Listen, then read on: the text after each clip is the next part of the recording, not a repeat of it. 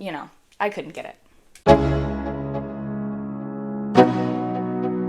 Hey guys, so this is going to be my last video of 2023. I'm so excited to go into 2024, but today I'm going to actually talk about everything that I didn't buy this year. So this is going to be my anti-haul of anything that I wasn't influenced into buying. Number one, we're starting off strong with the Glow Recipe Toner.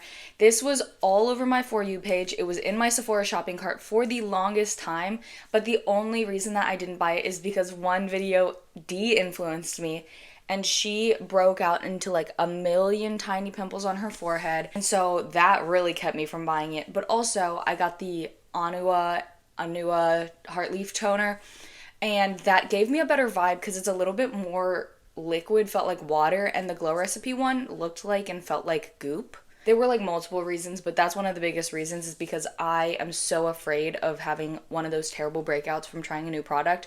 That one little thing like that completely deterred me from that. The next one is press-on nails. I love getting my nails done. Recently, I've just been growing them out. This one broke yesterday, unfortunately. I asked for it for Christmas and I didn't get them, and honestly, I'm thinking right now that I love that I didn't get them. I can't fathom the thought that I would put all this effort into, like doing my nails just for them to still look like press-ons. So I'm just gonna grow out my nails. Hopefully I get to a point where my nails are good enough and I don't even think I need acrylics.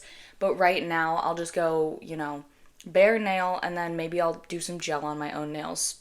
But press-ons are not for me, honestly. Next is the infamous Stanley Cup.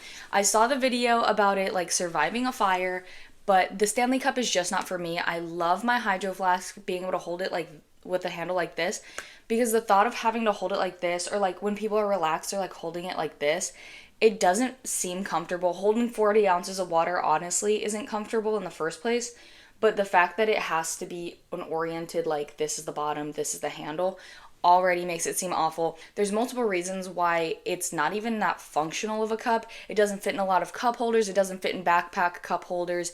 The straw is constantly exposed to everything around it. And it doesn't bend. I saw the Hydro Flask one is a silicone straw that bends, so even if you like accidentally hit the straw, it might knock over the whole bottle. I couldn't get it. Next is anything Charlotte Tilbury, or honestly, just the popular brands right now. So I have Sol de Janeiro on my list, and then Charlotte Tilbury.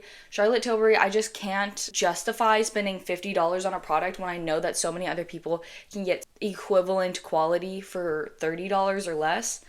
And then the Sol de Janeiro, I have found better perfumes, honestly. Like, it just seems really sweet, tropical, a little bit young for me, I guess I would say, is just why I never had any interest in it. Sol de Janeiro perfume is like a whole other story than the Bum Bum cream. I don't really know much about that one, but I like my Tree Hut, body butter.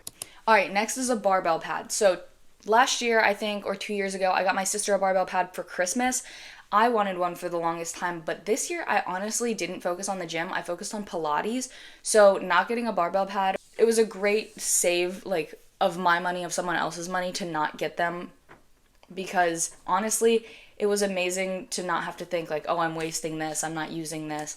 But yeah, I just got out of the gym. Most of the time when I go to the gym, I am working on legs, but I don't need a barbell pad, especially at the gyms I go to. You can either check one out or there's always one handy. So something not needed for me, honestly. All right, the next thing is any popular gym clothes brand. Ooh, you can see someone. Honestly, I love my Lulu. It's a popular gym clothes brand, but it's also just a popular brand in general. That's where I get all of my fitness and honestly a lot of my everyday stuff. But specifically Alpha Lee, Gymshark, Young LA, all those things, they're everyday things. They're fine. I just wasn't influenced enough to buy it. I can't justify getting specific clothes only for the gym. I like to be able to go from the gym to, out, and those didn't really catch my vibe, especially Gymshark. It's just everybody knows that you're buying Gymshark, and people are thinking, oh, then she goes to the gym. I don't go to the gym that often. All right, next is eyelash extensions. I didn't get eyelash extensions. I've been wanting them, but I was told that eyelash extensions are the kind of thing that you never want to stop getting. Which is kind of like the same as, acrylic nails. So once you have eyelashes, you wake up, you already have them, you don't have to put mascara on, all these things. And honestly, a lot of people don't even have to put makeup on after they get eyelash extensions. I feel like that would turn me a little like lazy, I guess. I like doing my makeup, and I don't want to get to a point where I'm like, oh, my eyelashes are done, I don't have to do anything, because it's still a pretty hefty bill. Like, I've heard it's like anywhere from $60 to $120. I don't think that's sustainable for my lifestyle, especially right now as a person trying to save to spend like to pay for college. And then I also didn't get any piercings this year. I've only ever had my ears pierced. I was thinking about getting a nose piercing, but my mom shut that down real quick.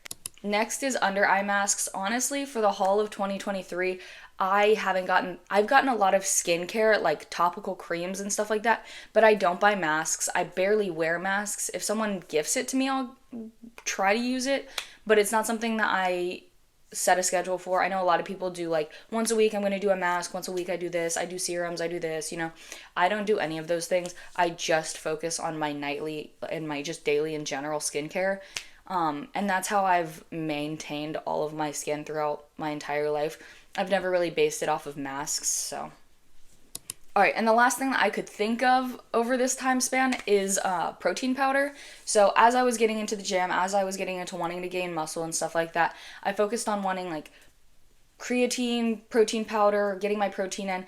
I never get my protein in, if I'm being honest. I know it's very unhealthy. I'm not the healthiest person in the world, but I never hit my protein goals, even while drinking protein shakes. Anytime that I've been forcefully making myself have more protein, especially via protein shakes, they make me want to throw up.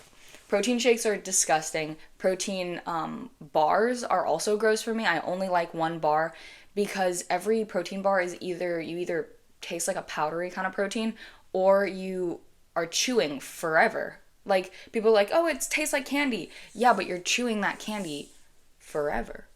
Like, I don't know. I can't handle that stuff. But yeah, that was my anti-haul. Thank you so much for watching, and I am looking forward to seeing you guys next year.